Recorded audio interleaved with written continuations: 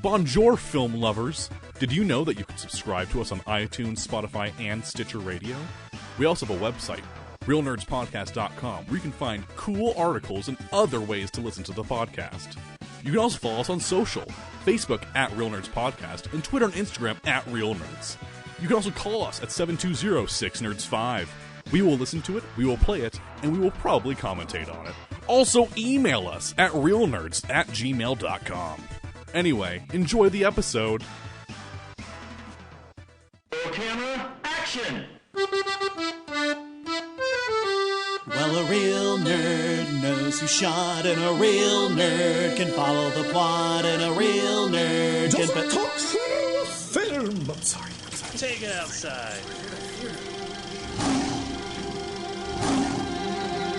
Well, a real nerd knows who shot, and a real nerd can follow the plot, and a real nerd will give it all they got. Lights, camera, action! Real nerds! This is Real Nerds Podcast.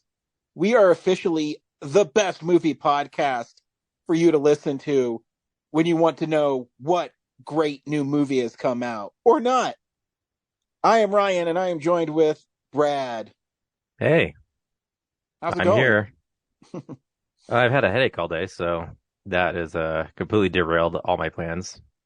So Yeah, me too. I think mine came from I was up till like 2 a.m. seeing our film, and then I had to go to a training, which was PowerPoint. So I had to wake up at 6 to get ready to get to Wheat Ridge by 8. And like the class was really good, but you know, like when you stare at a computer screen for so long and you don't have any sleep. no, I don't know what that's like at all. Yeah, I know. And then you just start getting like a headache and everything hurts to read. Yeah, that's what I went through. When you did your PowerPoint presentation, did you install it when you got there, like Michael Scott? No, I just walked up there and went, PowerPoint. And it went over really well. You didn't prepare for this at all, did you, Michael? Every week we see a new movie and we podcast our experience to the world. This week we saw the 1 week limited engagement of Glass Onion, a Knives Out mystery. Stay tuned because we will tell you if we recommend the film or not, play the trailer, and then spoil the movie. And of course, really big spoil warning for a mystery thriller that the whole premise of the film is predicated on a mystery and the twists. So make sure that if you haven't seen it, that you either skip through this part or listen to us spoil the movie because we weave such magical tales. Yeah, that's a good that's a good advice. This week on Real Nerds Podcast, we saw Glass Onion. Brad, do you recommend Glass Onion? I do. I didn't think the mystery was as sharp as Knives Out, but I think I enjoyed this one more because overall it just feels more fun. So yeah, it's a total blast in the theater.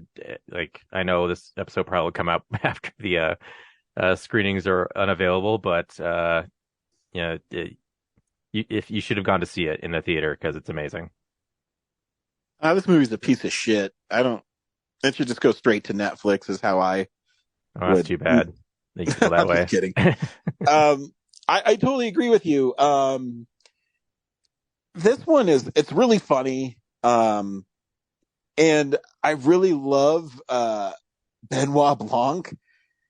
I love the character because it'll be spoilers, but I just love him in both films. And again, in spoilers, I can't talk about, but you should go see it and have a lot of fun watching it because I had a lot of fun watching it. And I always love when movies are 2 hours and 30 minutes long and they just fly by. And it's not because there's action or anything like that. It's all the performances and all trying to unravel a mystery that is really fun. Here's a trailer for Glass Onion.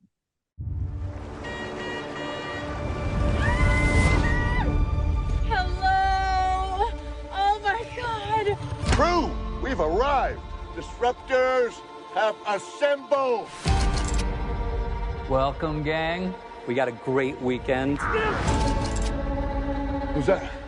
Benoit Blanc, the detective? Mr. Blanc, I cannot overstate my gratitude to be here. When's the murder mystery start? I've invited you all to my island. Hi. Because tonight, a murder will be committed. My murder. Once you're dead, will we still be able to talk to you? Yeah, I'm not playing dead the whole weekend, dude. This is truly delightful. Across the island, I've hidden clues. You will have to closely observe each other. If anyone can name the killer, that person wins our game. Any questions? Halle Berry, that has a kick. Oh my God. What happened? Holy Ladies and gentlemen, there's been a murder, and the killer is in plain sight. For at least one person, this is not a game. I must insist that nobody touch the body. Jeez, detective. Who killed the party? I need to find a motive for murder. Everyone would stab a friend in the back to hold on to this rich bastard. Deal with it. You're all friends. Why would anyone commit murder? Are we even going to talk about the elephant in the room? Am I the elephant? Yeah, you're the elephant. You're not that bad. Think of the danger here. Are you calling me dangerous? Well, we'll see.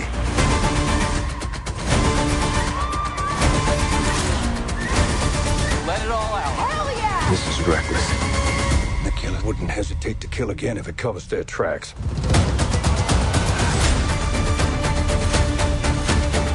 You must be really great at clue hunting. I'm very bad at dumb things. Ticking boxes, running around, searching all the rooms. It's just a terrible, terrible game.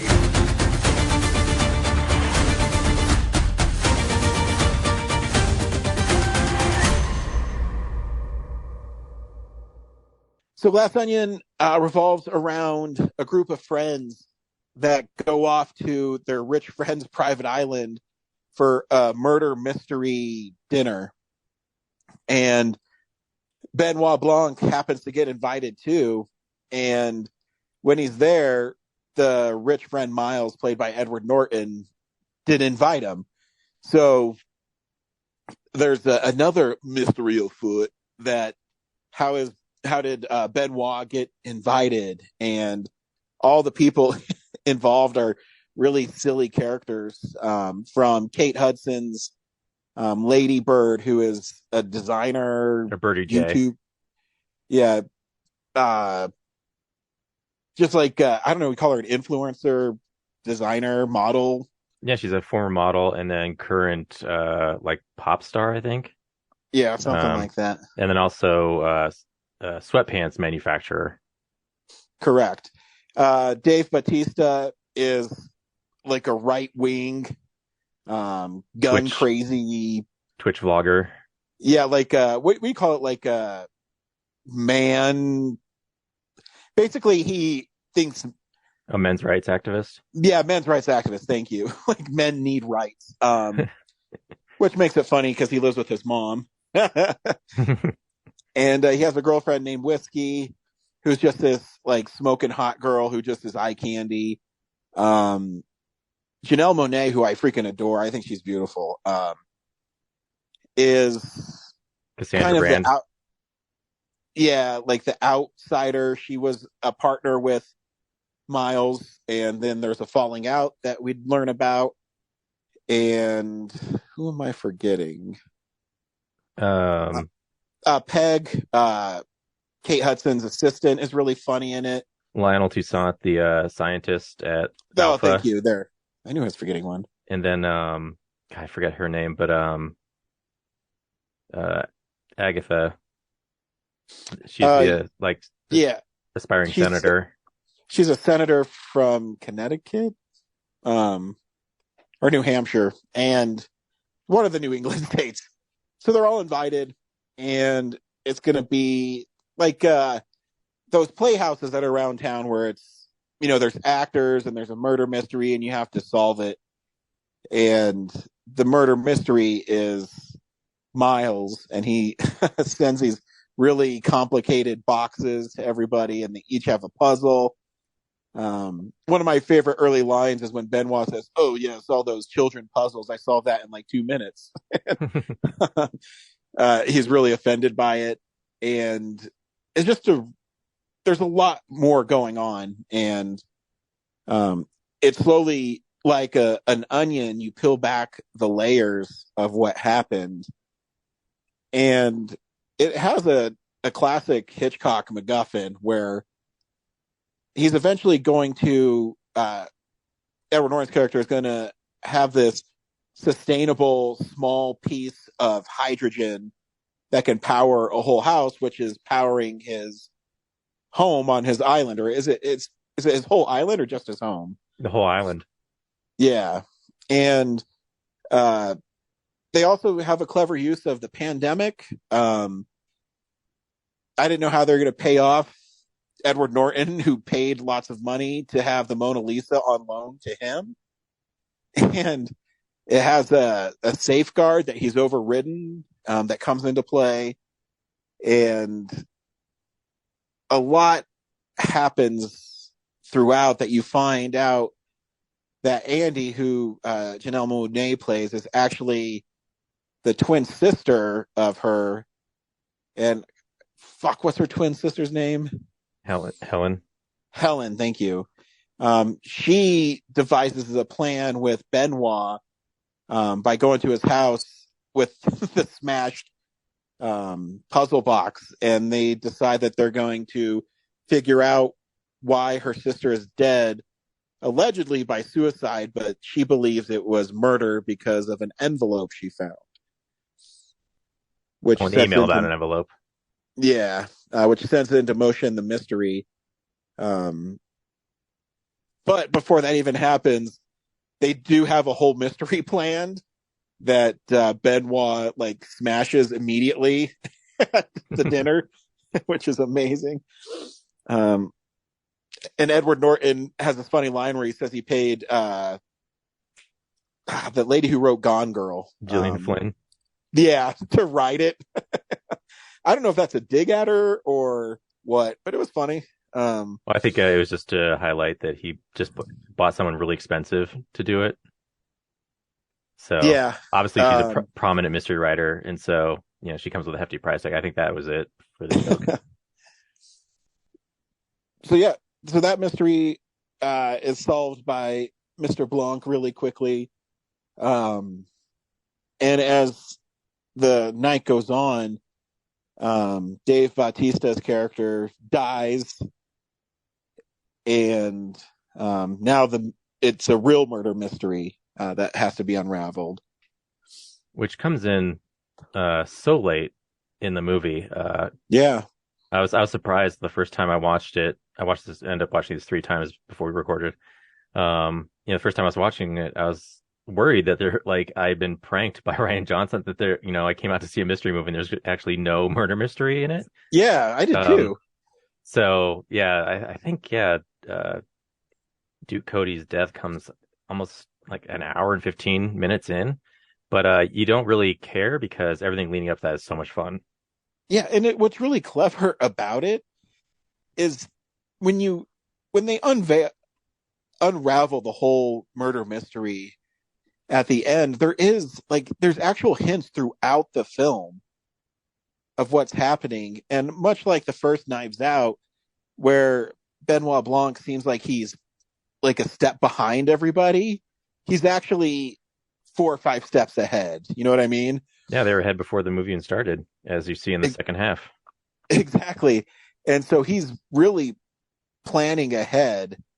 And I love the character because Daniel Craig is freaking amazing in these movies. His Southern charm, or I don't even know, like Southern charmer that he is, just the accent and his flamboyancy, but not overwhelming. It's just a really funny character. And he plays it so well where he's the smartest guy in the room, but he's not, you don't think that he is, if that makes any sense. Yeah.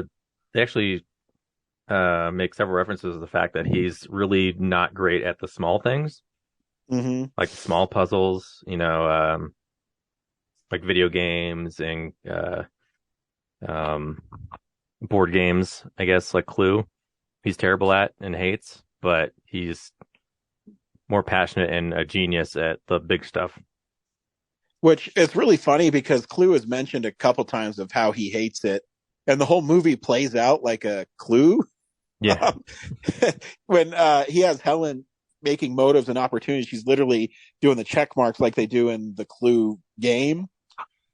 And I loved at the end when he calls out Miles, Edward Norton's character, for how dumb he is and how he tries to basically trick people into thinking that he's smart when he's really not. And that was one of the big reveals is so Miles stole Andy's idea and then he killed her and made all her friends turn against her in court to basically ruin her.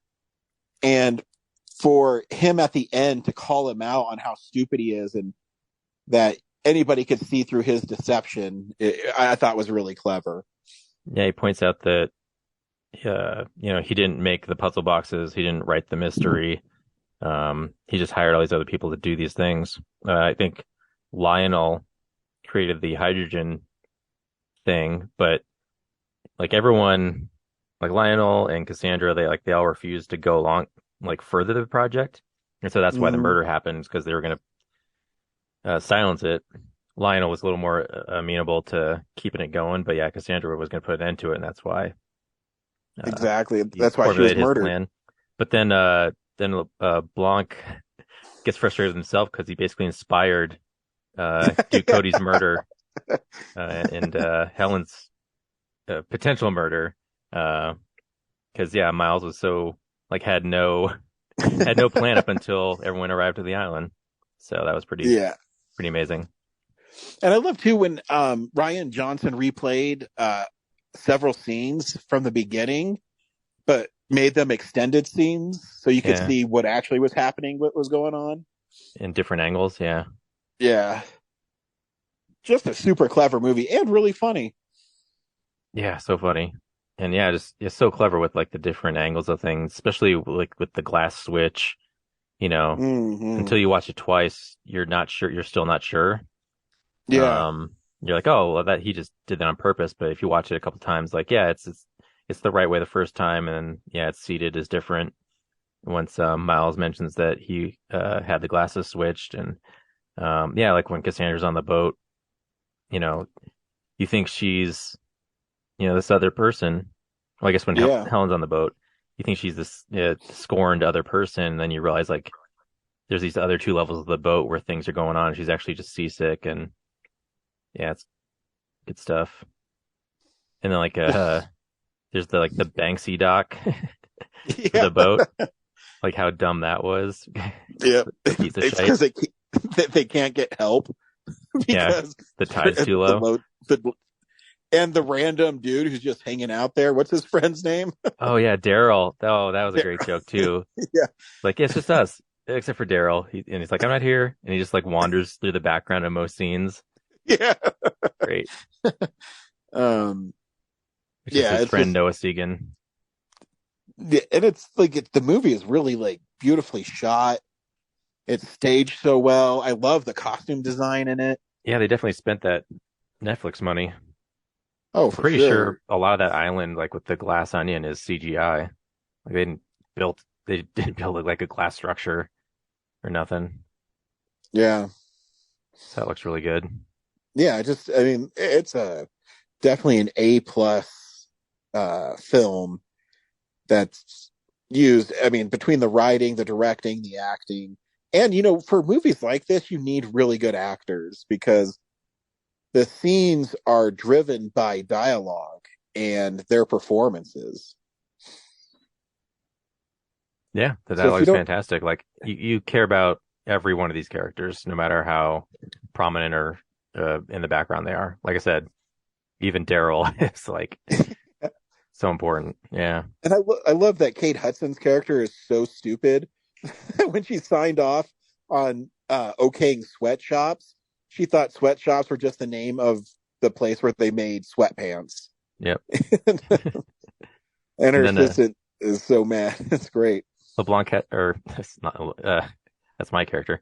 Benoit Blanc has that line when they're she says something about like how she says what she thinks, and he says, God, what is it? It's dangerous to confuse speaking freely with oh shoot. You don't remember? No, I don't. Sorry. After like Miles gives his big disruptor speech, Oh. and then he points to her and she says something about like I just speak my mind, I say whatever I want, and people can't handle it. And then LeBlanc or Benoit Blanc turns to her and says something like it's dangerous to confuse speaking one's mind with like speaking the truth or something. Yeah. No, that is a great fudge. I can't remember what it is, but I know it I is a great butchered I line. butchered it, yeah. But then she just like it goes right over her head, and she's like, "Oh, so you think I'm dangerous?" Like she's being Yeah, cute. Yeah, yeah. I love that too. That you think that Whiskey is just some woman who's hooking up with Edward Norton's character when she's actually maybe the smartest one there, yeah. and She's like she's just calculated doing it in the fact that she's building her brand, and she's using exactly. all these guys to do it. Yeah, it's just it's fascinating. So yeah, Um, yeah, it's awesome. did we miss So, anything? it's. There's a lot of layers to it. We definitely missed a bunch of stuff. Gosh, yeah. I Well, the end is interesting too because after Benoit like lays out everything, um, Edward Norton's character burns up the napkin that Andy wrote, and then all his friends revert back to, well, we didn't see anything because they still want to live off of his fortune. And Benoit hands Helen the little hydrogen energy crystal thing. they'd been keeping all weekend apparently. Yeah, Yeah, and she busts all his stuff and he doesn't care until she throws it into the vents, which the whole house is powered by it, which they mentioned earlier that it's be like the Hindenburg, so his whole house goes up and she burns and destroys. his fortune. Well, I guess she Yeah. doesn't. The house destroys the Mona Lisa, and that's how he's going to be remembered. And she doesn't care about anything else, and Yeah. it's just really like comeuppance for him because what was his line about the Mona Lisa? I just remember I want to be remembered in the same breath as the Mona Lisa. And yeah, so she's like, now you will be. You're the guy who destroyed it, and Yeah. it's just uh, yeah. So I mean, he doesn't die, but I mean, he does in a way, and it's just an interesting end to the film, and I think a justified one. Well, yeah, because now he has to somehow like he's gonna have to pay for that painting with like his fortune. So now he's penniless, and then yeah, now that he has basically no fortune, his friends turn against him. Yeah, and now he will be remembered for the Mona Lisa as an asshole who destroyed it. So, Well, and he'll be convicted um, for Cassandra's murder because now no one's protecting him. yep, because I kind of do that too. It's yeah, it's just a fascinating end, and then Blanc and Daryl are smoking at the end, watching it all burn up. Yeah. There's also those great moments when like the lights went out because there was the hourly dong as they called it, which is voiced by Joseph Gordon-Levitt. Like every hour there's just this dong noise that goes off around the island. But yeah, once it's programmed for the murder mystery for all the lights to go out, it's just everyone's freaking out. Like that was really funny. Yeah. Especially when Whiskey and Helen are in uh like the ransacked room, and they're just like screaming at each other like don't kill me because they think it's also amazing like with the dialogue because I had to think at that point like the first time I watched it I didn't get that Whiskey had put it together that like the dialogue that Helen's saying right then and there really feels like she killed Duke, like she's confessing to killing Duke. Yeah. Um, but yeah, I got that on this. I just thought in general she was afraid of everybody, but in that moment, like I'm listening to Cassandra, like the exact words like would, you know, scare anybody who's paranoid into thinking that she specifically is the murderer. So like that was really clever. Yeah, true. Yeah, this is what I'm just like an onion. There are so many layers to this film that it requires more than one viewing. And I wish that my life wasn't so hectic right now because I barely was able to see it in the theater as it is. And I'm so glad that I suffered to go see it and stay awake late and make my training go by really slow today. But it was totally worth it. Yeah. Um, yeah, I can't wait to watch it again. When they put up if they put up the Blu-ray, they totally need to do a puzzle box steelbook cover for it. That would be sweet. I'm hoping that they will do one because uh as we've learned, and I'll just make this the big news story for there's like two really. But the biggest one from tells from the box office is this film only played in like 600 theaters and it made almost $15 million, which is by far the highest per screen average this week. Yeah, most of the screens I had to go to, I had to get like first or second row seats because they were always full up by the time I went to buy my ticket. In fact, Yeah, the first one I'd bought weeks ago, and then by the time, the day came, like so many people had mhm. filled in next to me that I was like, oh, I'll go to this other screening. And then even though I picked like the most obscure seats, people just kept filing in. And so, yeah, Yeah. it's Well, pretty good for theaters. yeah, and it's one of those movies. I think if it was in theaters, that one it'd make a lot of money its opening week, but it'd be one of those movies that played a long time because it's such a crowd pleaser. Mhm. And I think it'd just keep going and going and going. Yeah. Um. So yeah, we'll end the glass onion there, and then I'll tell you the one news story of the week that kind of just happened. It's real news. Legendary cut ties with Warner Brothers, and they formalized a deal with Sony. So, Legendary is that really they're like a huge movie producer. They did Dune and the Godzilla films, And Batman.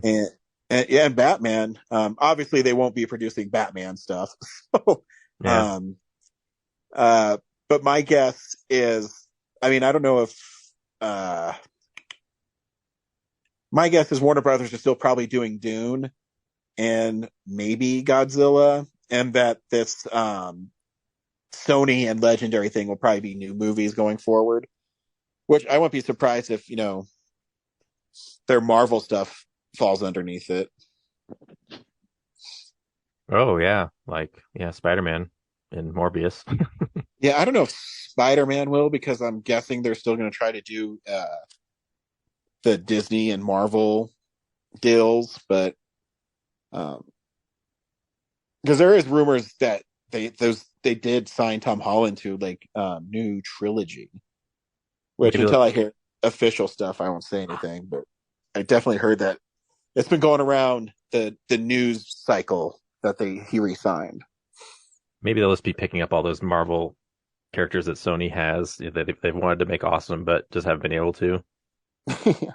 um, yeah, I mean, I know that it's probably hard being Spider-Man, but I'd be surprised if Marvel and Sony and Tom Holland don't make another deal since, Spider-Man No Way Home made, almost $2 billion. It seems silly for them not to. Mm-hmm. Because I mean, if you were like in Tom Holland, I mean, you could ask for what, $100 million a movie, probably. I don't know, maybe in 2003, like like Tobey Maguire did, but I think the film business is still pretty I mean, with afraid all to the, shell out that kind of money for one person. I think with all the back end deals, you probably could. Licensing and how much did Robert Downey Jr. make for Endgame? 50, I Something think. like, yeah, but I think at the end of it, he ended up making like almost 90 million or something. So, and they're gonna have to. There's this Comic-Con or something that Sony's at. No, I don't know if it's next week or the week after, but that's what they're pegging that they might announce it, that Tom Holland is coming back for Spider-Man 4. We shall see. We shall see. Hey, here's something we watched this week that we're going to talk about. So, yeah, this is the stuff we've been watching. Lay it on me, Brad. What you watched this week that you want to talk about? I guess, do you want to hear me talk about The Fablemans? Wait, is that going to be an episode? I think it's going to have to be, because Yeah. I think the week before Avatar, there's nothing, and then I think the week after too. Okay, But let me double check. I'll hold on that one, and then yeah, I'll say it later. Okay, either Guardians of the Galaxy Holiday Special, The Outfit, or Goodnight Oppie. Well, I saw the holiday special too. Was that what you're going to talk about? Yeah, we can. Or I also saw Strange World. So Oh, um, let's do the Guardians together, and then I'll do Goodnight Oppie. cool. So yeah, the Guardians of the Galaxy did a holiday special that I thought was really delightful. Yeah, it was a lot of fun. Again, that 45-minute runtime really screws with me because it's just over so fast. I'm used to, seeing Yeah, the Guardians no, for 2+ hours. I agree. It's one of those things though too that I seriously cried twice in it, and I shouldn't, but I do. Yeah, you're just weak. I know, and I don't know why. Well, I do. I mean, like the characters are fun. I think you're right. It could easily have been a full movie, and I still watch it. Yeah, I mean, there's not a ton going on, and that's No, kind of I think that's the thing I didn't like is everything that happens in the trailer is kind of what the special is. So there wasn't anything I was surprised by except for that one spoilery reveal. yeah, I loved it because, and that's the part where I felt a tear come down, is because, I mean, I don't care. Spoilers. Mantis is also the daughter of Ego, so it makes her Quill's, I guess, half sister, and she's afraid to tell him. And at the end of the special, he says that's the best Christmas gift he could have possibly gotten, and it's not Kevin Bacon; it's that he has a new member of his family. And I thought it was a really kind of sweet moment. Does that make Mantis a Celestial then? I mean, it would have to, right? So I guess she could have helped an Infinity Stone on her own. Yeah, but maybe she doesn't know her powers. I mean, I'm guessing they're going to explore it maybe a little more in Volume 3. And I mean, it was fun, like the Kevin Bacon thing, and I even liked his when he was talking to Sean. Oh, fuck, what's James Gunn? Sean Gunn. Yeah. What's his character's name? Kraglin. I love that when he was talking to him when he's trying to get off of nowhere, and he's explaining to Kevin Bacon why he's so important to Peter Quill. And I thought that was just like a really like sweet, really good moment. Yeah. I also like that they bought Nowhere. Yeah. And that's like their home now. And the song that Kevin Bacon came back and sang was really catchy. Yeah. Well, it was a lot of fun. Yeah, I like that Groot has evolved into a young adult. And so yeah, he's a little different. Yeah. Again, Yeah, it it's went just a by so fun. fast, and Yeah. it's really just about capturing Kevin Bacon, and yeah, not much of a fight is put up about that. Well, I mean, Kevin Bacon can't do much. Yeah, And it, but I mean, what's fun about it is Kevin Bacon is totally game. Um, it's a really breezy, kind of. It reminds me of the Marvel one shots they used to do, but now it's just longer. That I yeah. wish they still did. And I totally forgot, like, it seems like Kevin Bacon is just like out of left field. I know he's referenced in the other movie, but like even in there, it's just like, oh, they just picked like a famous, popular '80s star, and I was like, oh no, wait, um, James Gunn worked with Kevin Bacon on Super, so Yeah, that's why. Yeah. and Friday the 13th is MCU canon, Oh yeah, and so is Batman because they and so it's referenced Batman. Batman. Yeah, dude, that was cool that they did drop Batman in there. Yeah, And did they say Bruce Wayne too, or just Batman? I can't remember. I think they did mention Bruce Wayne. Now you mention I it. think they did. I think they said Batman and Bruce Wayne Yeah. and Margot Robbie and Arnold Schwarzenegger are in it. Um, on the map to the stars, they pop up. Oh yeah, that's right. Yeah. Yeah, So it's just a fun little thing. yeah. Like I said, it's like a Marvel one shot that's 45 minutes long. Cool. So, what'd you watch besides that, Brad? I watched Goodnight Oppie, which is a documentary about the Opportunity rover that was on Mars for 15 years. Okay. It also touches on Spirit, the companion rover. Um, and it's cool to see they chronicle it from the idea to building it to sending it out there to it's like the time on Mars and the things that it found.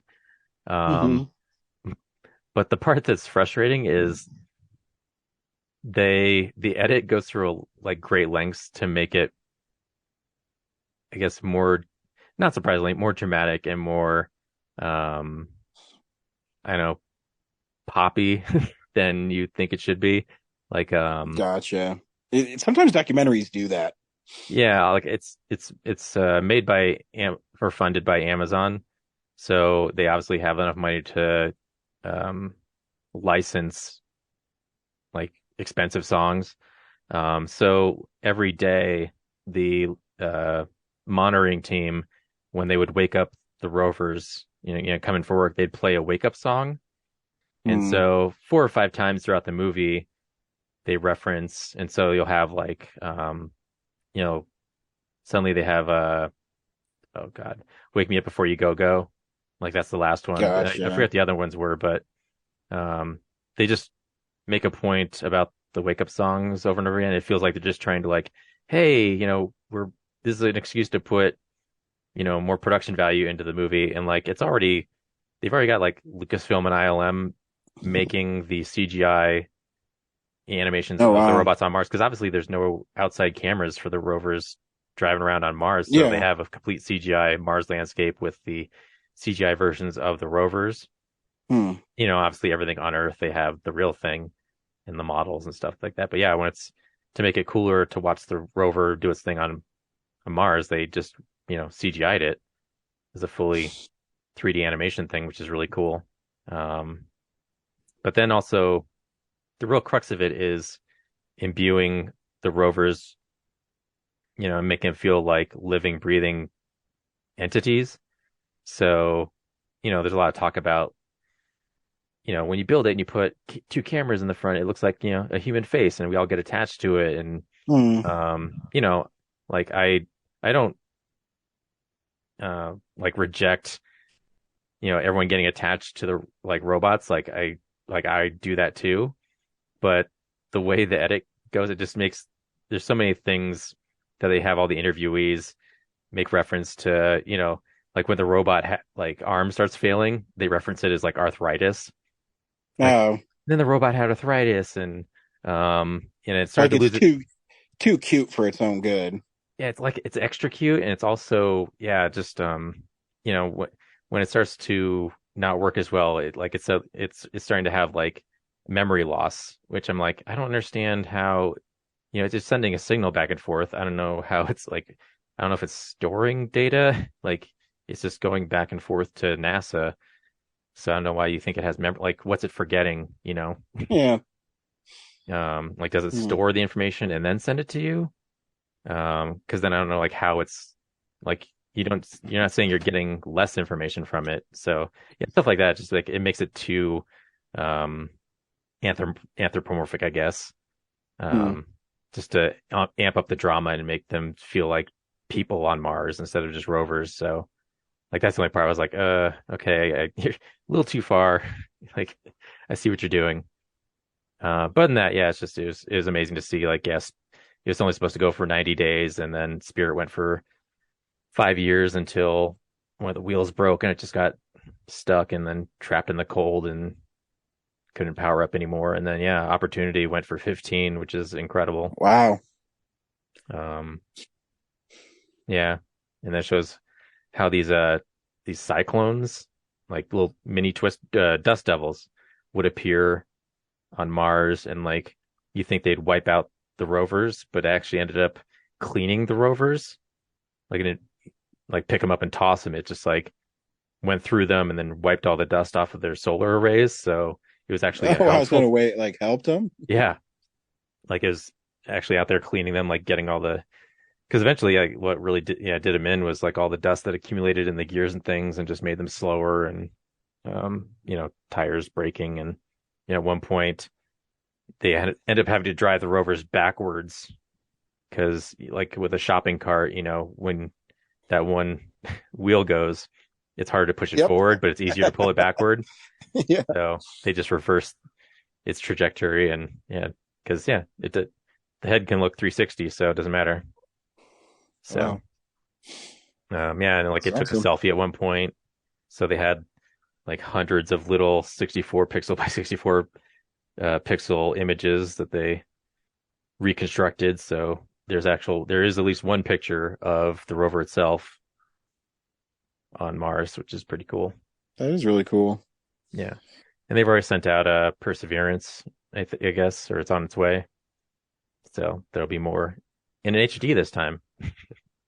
Hell yeah. Presumably. So, but there's other things too, like you're watching it, it's like, oh, why didn't the NASA guys design it like this, because they have all these exposed things. I'm like, you didn't build like a protective case around all this stuff so that the dust wouldn't get in. Like, I guess that would add to the weight of it, and the weight's already a problem. So hopefully the next round, they fix stuff like that, like the solar arrays are, like horizontal, and they actually need them to be angled to catch the sun out there as the seasons change. So hopefully the next one has them at different panels at different angles, so they're not all stuck with just top to bottom. Yeah. So yeah, it's a really interesting kind of, not terribly in depth, but also like commercial enough documentary, I guess I can say. Yeah. So. And that's on Amazon Prime? It's on Amazon Prime, yep. I tried to see it in the theater. It was out for like a week at the Chez Artistes, and I missed it. So now it's on Prime, so I got to watch it. And yeah. The thing I watched this week is Strange World, which is the new Disney animated film, and it's okay. The story is about this world famous explorer and his son, and they're looking to see what's beyond the mountains of their world called Avalonian. And while on the way there, the son discovers this plant that's growing, and the dad wants to continue on. They get in a fight. Flash forward to 25 years later, the father never came back. The son now is known as, I don't know if a savior is the right word, but basically this plant powers everything in their world, whether it's their little helicopters, their crop dusters. It's basically electricity plants. And then they find out that the plant is dying, and the only way is to go underneath their world, and they find that underneath the world is a strange one where there's lots of weird creatures, and I can't believe I can't remember the character's name. Like Clade, I think, is their name for the dad. He's surprise, Brad. He's in the strange world. Yeah, I know. It's a twist you didn't see coming. Yeah, it's Clade, and so it's Jaeger Clade is the dad, Searcher Clade is his son, and they also so it's 25 years later, and Searcher has a son who doesn't want to be a farmer, doesn't know if he wants to be an explorer like his grandfather. So it's a father-son dynamic too. It's beautifully animated, but it's just I don't know. It's not. Sounds a bit convoluted. Yeah, and there's nothing surprising about it. I mean, when you find out what's really going on, I mean, it's kind of a cool twist, but at the same time, I never watched it in, when you watch something like Wall-E or even something like Frozen where you're having a lot of fun when you watch it. This one just seems like, oh, it looks nice, and I knew it was okay too, because when I asked Kellen if he liked it, he says, yeah, it's all right. And Kellen usually likes everything I take him to, so I think it's kind of like Strange World. It should be really, really strange.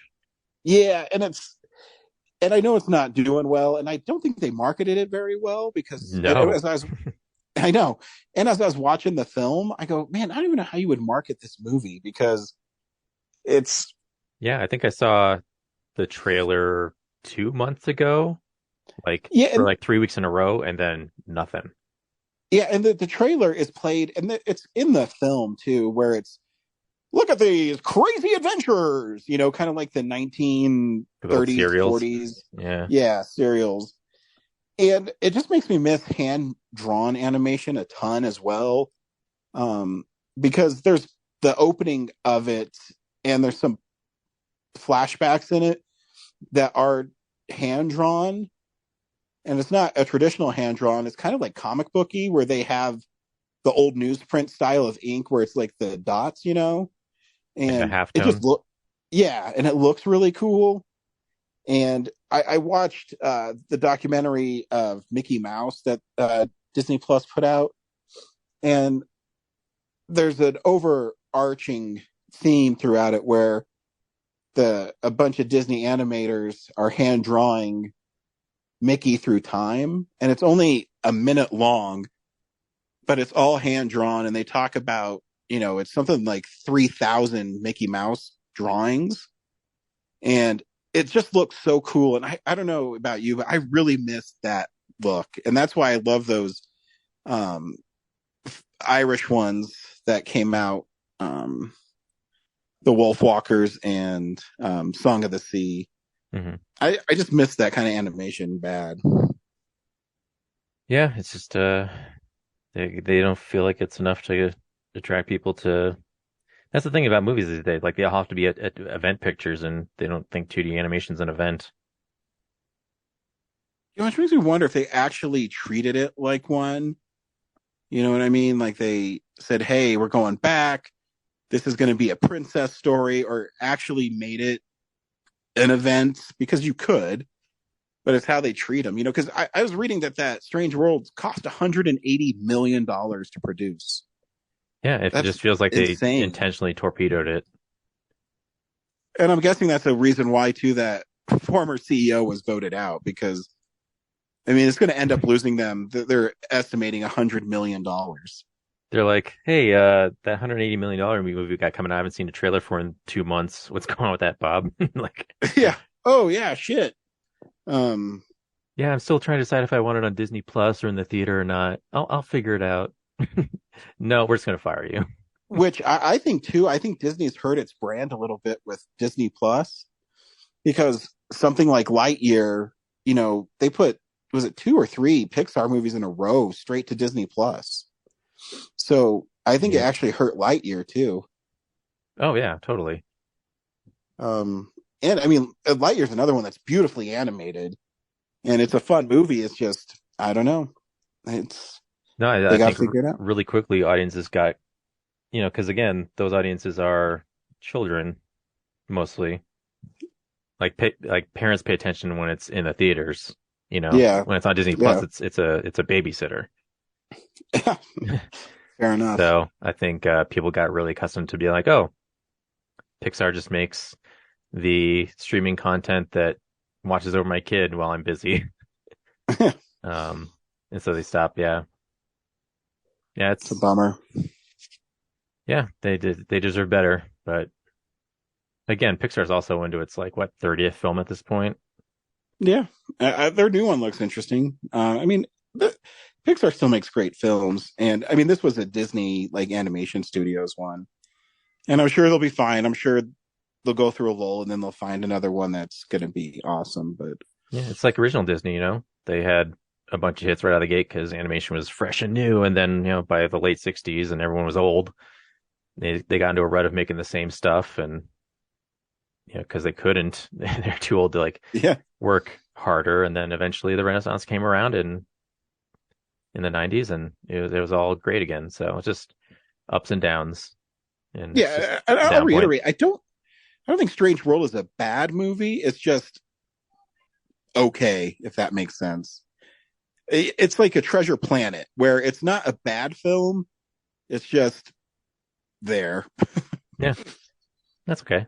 It's just it's not gonna do 15 million in 600 theaters.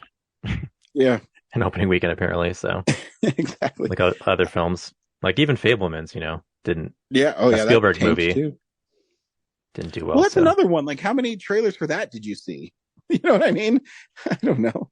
Definitely not in I saw it in art houses. That's about it. Which it's kind of from a business point, based on what I saw with the movie, that makes sense. But you can't complain when the box offices don't reflect.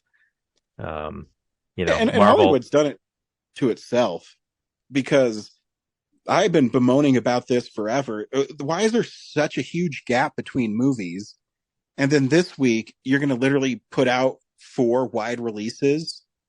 I know you're trying to capitalize on the Thanksgiving holiday, but there was nothing from, there's 2 weeks of nothing but Black Panther. And they're fucking over their own exhibition. Yeah, instead of taking second place during Black Panther, they're like, maybe we can get first place out over here. But it's and then you make 9 million opposed to, I don't know, 20, 30 million. Yeah. Well, what do we know? We've only been seeing movies for decades. Yep. We totally should have been hired as industry presidents. Yeah, we would have fixed everything. We got all the answers, obviously. Yeah.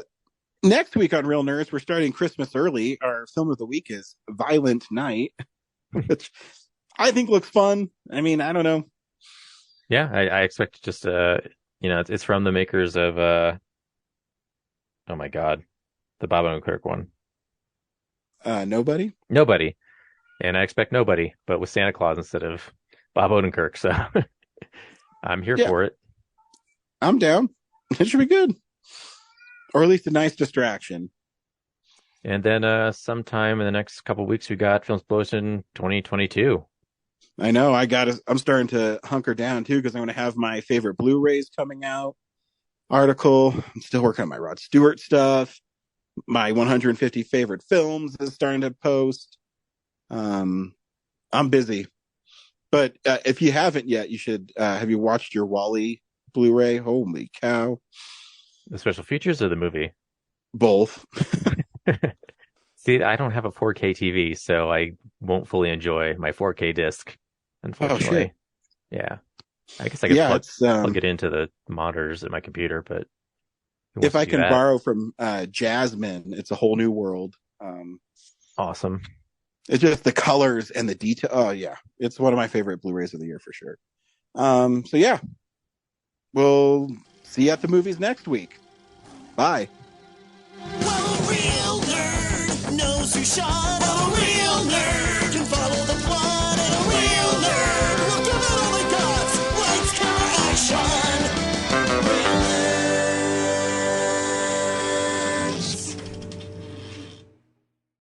Thanks for listening to Real Nerds Podcast, a Nebulous Visions production. Stream or download episodes, read articles at realnerdspodcast.com. Stream us on Apple or Google Podcast, Stitcher, Spotify, or iHeartRadio. Follow us on Facebook, Real Nerds Podcast. Twitter and Instagram at Real Nerds. Watch us on YouTube, Real Nerds Podcast. Email us at realnerds@gmail.com. Call us at 720-6nerds5. Thank you to Sparks Mandrill, Mike at Plan 9 Studios, and Bolognium for all of our groovy theme songs. And that's how you fucking do it.